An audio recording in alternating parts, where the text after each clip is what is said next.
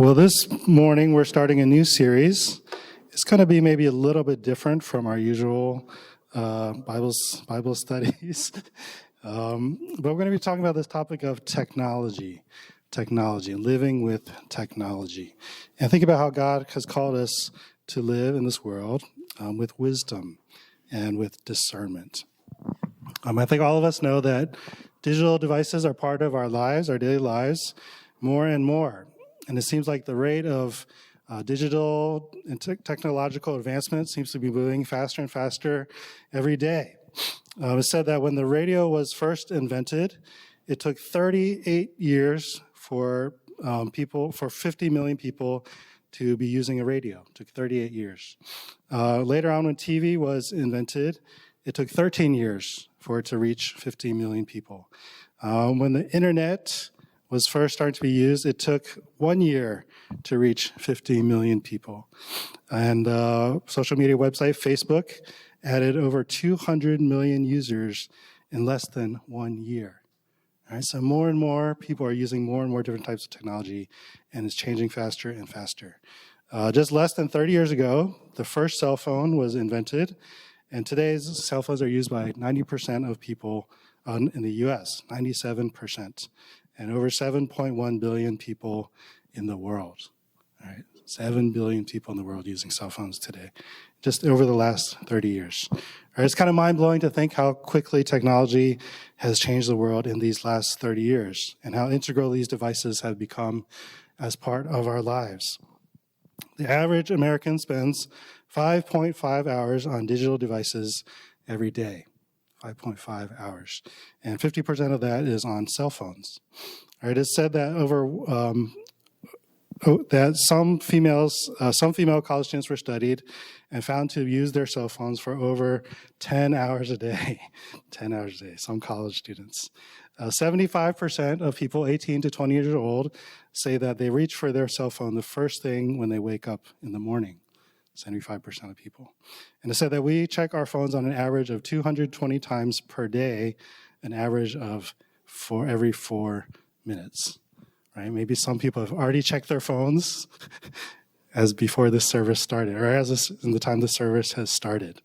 And we may think, oh, this is mostly young people, but there was a study done.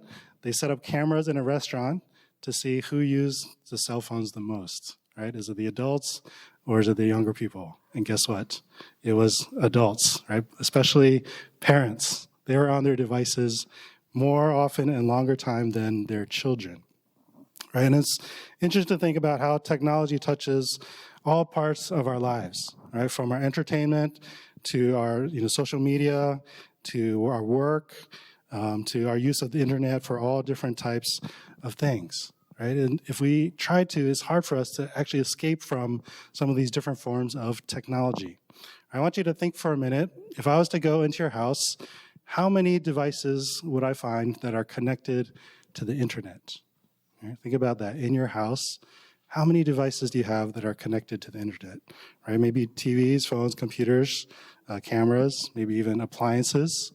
I tried to count this up for myself, and I thought it's probably like five or six things, right? But when I started counting, I realized we have at least 4 cell phones, and these are all things that are in use, right? Not things sitting on a shelf somewhere. 4 cell phones, 1 tablet, 2 e-readers, 1 TV, 4 laptops, 2 desktops, 2 smartwatches, 1 smart speaker, and 1 internet-connected video camera. All right, so that's 18 devices in our home that are all connected to the internet. And I feel like we're not really like a high-tech family or anything like that. We're just kind of normal. All right? Probably some of you guys can relate to that. All right? It's impossible nowadays to separate ourselves from technology. Right? Have you ever tried to spend a whole day without using the internet? All right? It's not easy. Right? We have to use the internet to pay our bills, to find directions for GPS. We have to use the internet to see if a restaurant is open or to see the weather for the week. Right? It's really hard for us to disconnect in today's day and age. And we see that technology is continuing to move forward faster and faster, right? Today we are all aware of artificial intelligence and the advances that are happening faster and faster. Already that's impacting some of our workplaces, our education, our schools, even our churches, right? I often use AI to help me prepare my sermons, and it's actually a very useful tool. But we can't even start to imagine how some of these technologies will affect our world in the future, right? And so we need to be very careful, I think, about how we approach our technologies and how we think about them and how we allow them into our lives. And that's what I want us to talk about this morning. In Ephesians chapter 5 says this, "Be very careful then how you live, not as unwise, but as wise, making the most of every opportunity, every opportunity, because the days are evil. Therefore, do not be foolish, but understand what the Lord's will is." Here, Paul in Ephesians says, "Be very careful then how you live." Right? Be careful. Why does he say that? All right, when we tell someone to be careful, we're saying you need to be on guard, be aware of what's happening around you, because there may be a danger in front of you. Right? There may be danger in front of you. You need to watch out and be careful. And when we talk about technology, about internet, devices, social media, cell phones, all these things, I believe that no technology in itself is inherently good or evil, or these mainstream technologies, but they have the potential to be both. Right? They could be beneficial to us, but at the same time, they could be dangerous. We all know that technology holds great power, and with great power comes great responsibility, right? Because great power can be used for good or evil. It's said that today, the cell phones that we carry on our pocket have over 30,000 times the processing power of the computer that guided the Apollo 11 to the surface of the moon. Right? The technology is 30,000 times greater. And that computer weighed over 70 pounds, right? Compared to our cell phones who weigh a fraction of a pound. Right? We have this great power that we're in touch with, but we have to be careful how we approach it, how we use it. Right? Technology could be used to share beauty and goodness, or it could be a pipeline for toxic filth. Technology can be used to grow and connect people closer together, or it can be used to attack and tear down other people. Technology could be used for sharing knowledge and information, or for spreading lies and deception. It can help us to be more connected, informed, and encouraged, or it can make us more depressed, isolated, and anxious. All right, so when we look at the technology in front of us, we have to be careful. We have to look at how we use it as wise, not as unwise. And I think what Paul here is saying is don't just allow things to shape you. Don't just do what everyone else is doing, but take time and to consider what you're doing with your life. Take time to look at it very closely. We need to wisely evaluate both the potential and the dangers of technology. Right? We need to wisely evaluate both the potential and dangers of technology. I think most of us have sort of heard of the Amish people. And the Amish are known for kind of not using a lot of modern technology. In fact, most of them don't even use any electricity or electrical devices in their homes, including cars, right? They still use horse and wagons. And it's easy for us to kind of say, oh man, that's so like backwards, or like they're stuck in, the past or something like that. But actually, the Amish are very thoughtful about their approach to technology. They don't just say all technology is bad, but they very carefully evaluate what they allow into their lives and in their community. All right, one Amish leader described it like this. He said, contrary to what most people think, Amish don't see anything wrong with electricity. It's just that the Amish are not willing to let it into their homes. Why? He says, electricity changes the rhythm of life. With electric lights, you don't go to bed when you ought to, and you don't get up when you should. And that's just the beginning. Once you have electricity, it's not long until you have radios, television, stereos, and who knows what else. And someone asks, well, what's wrong with those things? Well, he says, once you have those things, they take up a lot of your time. And then you don't have as much time left to give to your family and to other things that matter. And this leader, he asks this question, why do you let your children watch TV and listen to the radio? Don't you know that sooner or later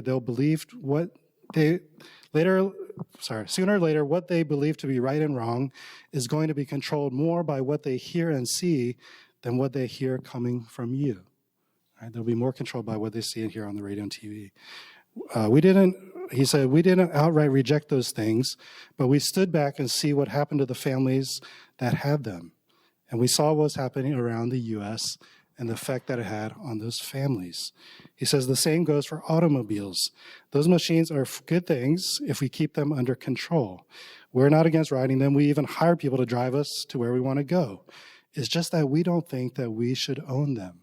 He says it makes it too easy for people to get away from each other, and it's not good for the family or the community. People ought to stay home with the people they know and love instead of going to places where nobody knows where they are. He made another case against the use of telephones. He said, down the road, we have a telephone booth that we can use when we need it. But he said, again, we just don't think that we should allow it into our home. The telephone allows people to interrupt you whenever they feel like it. You may be eating a meal and hear the phone ringing. You may be talking about deep things with your children when it interrupts you. Maybe you may be in bed and it wakes you up. You can't even say your prayers without it breaking in. I have the phone for emergencies, but I'm not about to let it become an intruder to what I believe is sacred. I had a very interesting perspective, I think. Right? And maybe we can't go so far as to just, not use all those things.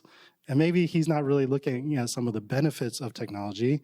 But at the same time, I think it's a very healthy perspective of thinking about the effects that technology has on us, rather than just simply adopting it without any thought. A few years ago, when we moved into our new house, a couple of guys from church, they pitched some money together, and they bought us a new, very nice television, very nice TV, big TV. Thank you guys again. But this TV was interesting because it was the first time I had ever owned a smart TV, right? A TV connected to the internet. And so what I discovered is, now I have like all these streaming channels, right? Streaming apps built directly into the TV. And now I don't have to just watch, what's on, those regular over-the-air channels, and we don't pay for cable. But now there's like all these options of things I can watch. And then, what I discovered was that there's one channel that just shows Star Trek episodes 24/7, right? Actually, not one channel, there's actually 3 channels on this one particular app. So I can sit there and watch Star Trek 24 hours a day, 7 days a week, 365 days a year. I begin to see, wow, this is really interesting, right? And our kids began to, get more into streaming services. And they keep asking me, hey, can we subscribe to this or to that? And, of course, you could watch it on your computer or your phone, things like that. It's kind of different when it's on the TV, right? It's like so easy just to sit down and start watching. And, sometimes, we watch things together as a family.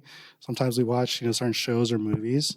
But what I found is this small change in technology, having internet-connected TV, started to change my TV viewing habits.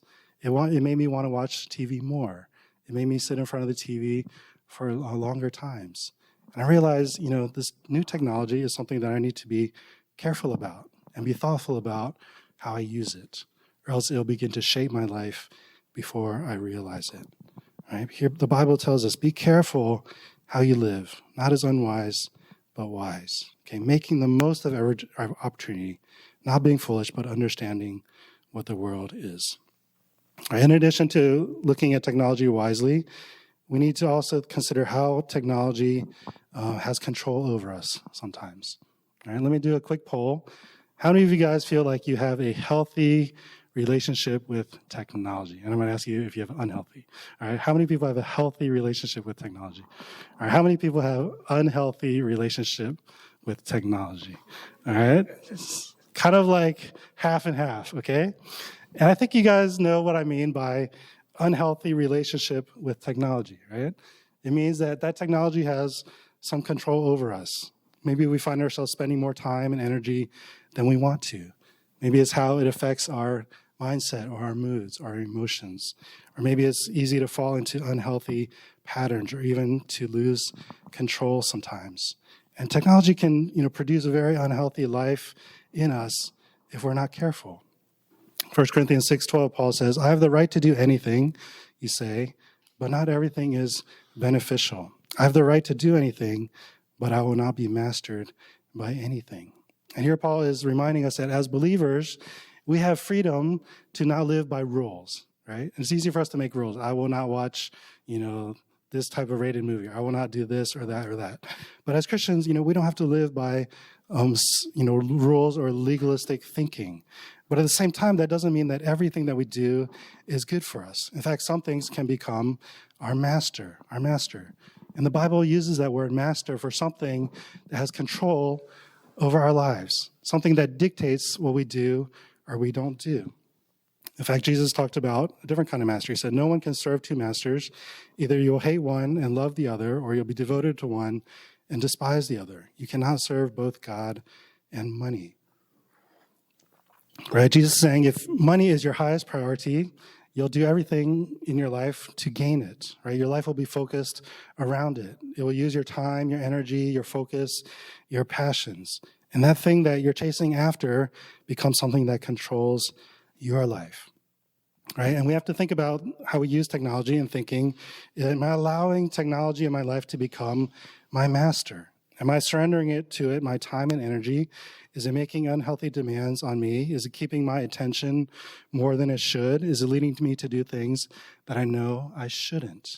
Right? And at that point, when technology begins to influence us in that way, it becomes a control. It becomes a master over us. Rather than being in control of it, it begins to control our lives. We have to ask this question: is technology controlling me, or do I have mastery over it?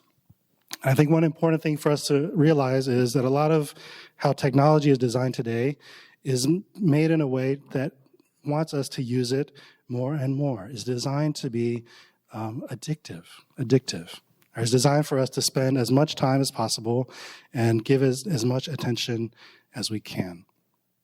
Back in the early 30s, there's a famous experiment done by a psychologist named B.F. Skinner. And he developed this thing that was eventually known as a Skinner box. How many of you guys have heard of Skinner box before? All right, some of you guys could probably tell us about it.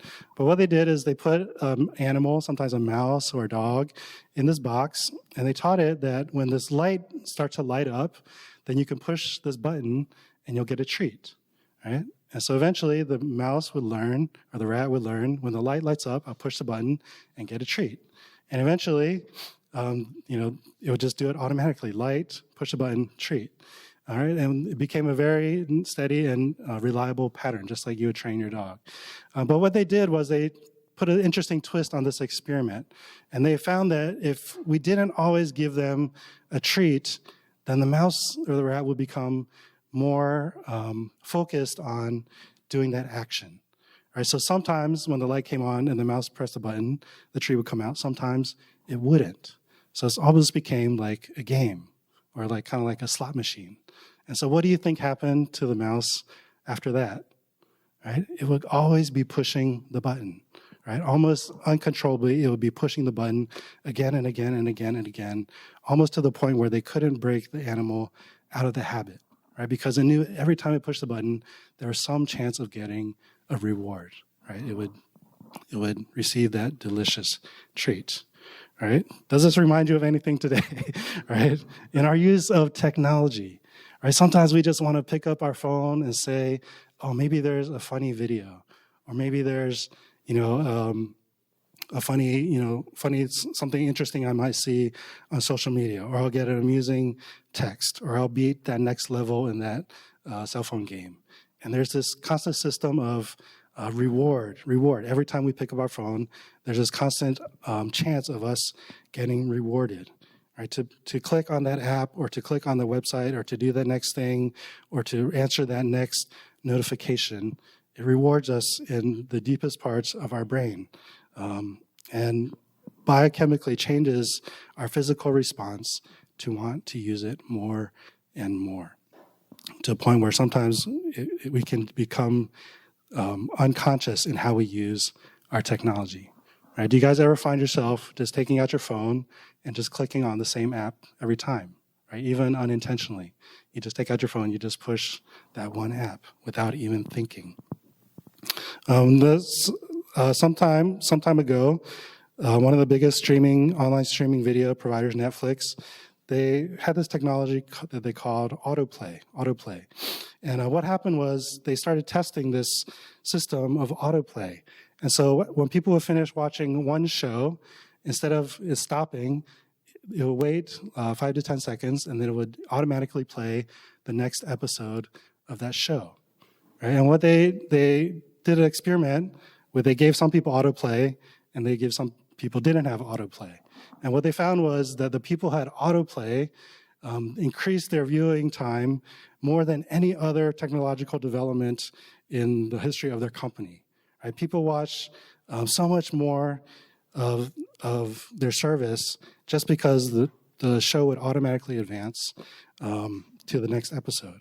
And so they did another experiment. Let's see what's the ideal time frame to have autoplay, 5 seconds, 10 seconds, or 15 seconds. And eventually they found that 10 seconds was the ideal amount of time because it wasn't so fast that it was jarring, but it wasn't so long that people had to wait. And so when they set it at 10 seconds, people would continue and continue to watch more and more and more. Some years later, they did another experiment to reevaluate again, and they found that 5 seconds actually was now the right amount of time. Why?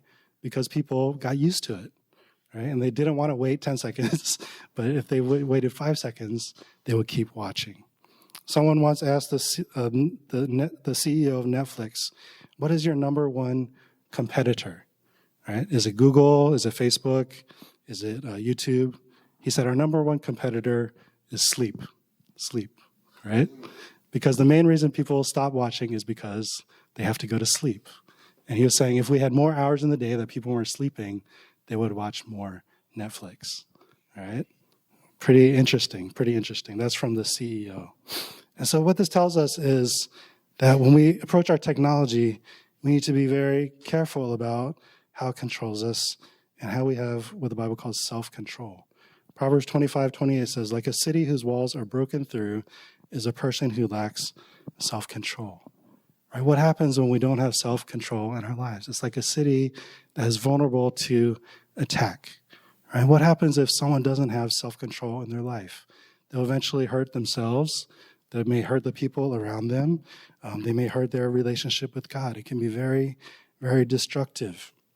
We can be like Paul. He says, I do not understand what I do. For what I want to do, I do not do. But what I hate, I do. Here he's describing a picture of a life that's controlled by sin, right? A life without self-control, right? We eventually are drawn to doing the things that we don't want to do instead of doing what we should do. But the Bible gives us hope. Titus 2 says, for the grace of God has appeared that offers salvation to all people. It teaches us to say no to ungodliness and worldly passions and to live self-controlled, upright, and godly lives in this present age, while we wait for the blessed hope, the appearing of the glory of our great God and Savior, Jesus Christ. Right? We have to remember that as God's people, we're called to live self-controlled lives, not just to indulge ourselves in every pleasure or chasing every thing that makes us happy, but he's called us to live lives that honor God, to use our lives wisely for him, and to honor Jesus in all that we do. So we need to be careful about how we allow technology to control us. Lastly, we need to wisely consider how technology may be changing us. How is technology changing us? Romans 12:2 says, do not conform to the pattern of this world, but be transformed by the renewing of your mind. Then you'll be able to test and approve what God's will is, his good, pleasing, and perfect will. All right, Paul's warning us that don't allow the world to shape you into its mold. Okay, don't be conformed to the world around you. Do you know that we are shaped by the things that we allow into our lives? They cause us to build thoughts and habits in our life that eventually produce outcomes in our choices and eventually our character. These small habits shape the kind of people that we become and that we are hoping to be. Right? Even some small things like spending time on our phones or watching TV or playing games, they can be habits that shape the course of our lives. They can shape us in ways that we may or may not realize. And I just have here some questions to kind of think about how technology may be shaping us, maybe shaping our character. First, does your use of technology make you more motivated or more lazy? I know that when I overindulge in technology, especially like consuming media, it makes me more lazy. It makes me just not want to do anything but lie on the couch or just lay in bed staring at my phone, right? Technology has a way of shaping our motivation. Secondly, does your use of technology change how you feel and see the world? Constantly, when we go online, we're bombarded with negativity and anger. We don't have to watch the news for very long to feel like the world is coming to an end. But yet we just want to keep watching. We want to keep taking in more and more. And if we do, it can shape how we think and feel. It's said that we live in one of the most prosperous nations in all of history, but yet we struggle with anxiety and depression more than any other nation, practically any other nation in the world and in any time in history. Why is that? We have so much prosperity, yet we're so anxious and depressed. Perhaps it's because of the negative message that we're constantly receiving through our media. Does your use of technology make you thankful for what you have, or make you want more of what you don't? Right, it's said that people on average see between 5,000 and 10,000 ads every day. 5,000 to 10,000 ads every day. How does that shape how we think about our possessions or our experiences or what we have? Does it make us want what we don't have? Does it make us think we should get more and more and better and better? How is that shaping our hearts? Does your use of technology make you more patient or more restless? Right? It's said that the average attention span of the typical American is getting lower and lower over time. Right? It's harder for us to really focus on what is in front of us, to sit down or to read a book, to sit through a 30-minute sermon becomes harder and harder. Even more, it's hard to turn off our devices, sit down and be quiet and just talk to God or spend time with the Lord. Especially, younger people in our midst, I hear them say again and again, it's so hard just to be quiet and to be still before God without this constant noise around us. Right? Does our technology make us more restless? Does your use of technology bring you closer to others or more into isolation? Does it bring you closer to others or more into isolation? This past year, Apple came out with this new technology called Apple Vision Pro, and it's said to be the next generation of virtual reality headset. Only costs $3,000, $3,500. But people who use this said this is an amazing technology. It's like nothing we've ever seen before. But one interesting thing that a lot of people noted was that this is a technology that can only be used in isolation. Right? Once you put on the headset, once you're immersed in the virtual world, you really can't share that with other people. Right? It's not like you can sit in your living room and watch a movie with your family. But this is something that's only done within these goggles, within your own vision. Unless other people have the same thing and pay $3,000 for it, right? But this is sort of a direction that technology kind of takes us sometimes, right? To be more and more isolated. Right? How many of us have been on a trip with, maybe a road trip with our family, and everyone is on their own devices? Maybe everyone has their own headphones on, or they're on their own phone or tablet. And rather than spending that time talking to each other, we're just isolated in our own world, using our own technology. How often have you been in a conversation with someone and they in the middle of that conversation, they pick up their phone and they're doing something else, right? Totally breaking that connection that you're having with that person. Or if you're sitting down at a meal and someone's phone rings and they're off in another world, right? Our technology can divide us and isolate us. Does your use of technology help draw you closer to God or drift further away? Does it draw you closer to God or drift further away? Some time ago, one of our church members came to me on Sunday after church and said, Pastor Tim, I'm really sorry I was late for church today. I got caught watching this documentary last night. And I kept watching, I couldn't stop. And this was not a young person, this was an older kind of person. And they said, Pastor Tim, I'm really sorry, I don't know what happened. I just couldn't get up this morning. And I thought it was kind of interesting. I was like, you don't have to apologize to me. I'm not the church attendance police. But I thought it was very interesting. He's very honest, right? He's very honest about that. And I think probably maybe all of us can relate to that that, is something that we just, maybe stayed up a little bit too late. We get caught up in doing something and we stay up later than we want to. We don't get up on time. And in these small ways, small choices can affect not just our regular life, but our life with God as well. Right? Maybe just being late to church is not that big a deal, but maybe our use of technology keeps us from spending time with God, or from studying his word, or fellowshipping with other people. Our technology can influence us in our relationship with God. And finally, does your use of technology make you more or less into the person God wants you to be? Is your use of technology changing you or shaping your life in a way that does not honor God? Just to close, I want to look at this verse, Psalm 139. It says, "Search me, God, and know my heart. Test me and know my anxious thoughts. See if there's any offensive way in me, and lead me in the way everlasting." All right, as we're starting this series, I want to just start with us looking at ourselves, right? Looking at our relationship with technology. And next week, we'll talk more about, how can we develop healthy uses of technology in our life. And the week after that, we'll look at what are some positive ways that we can use technology. But this morning, I just want us to ask a question. How is my relationship with the technology in my life?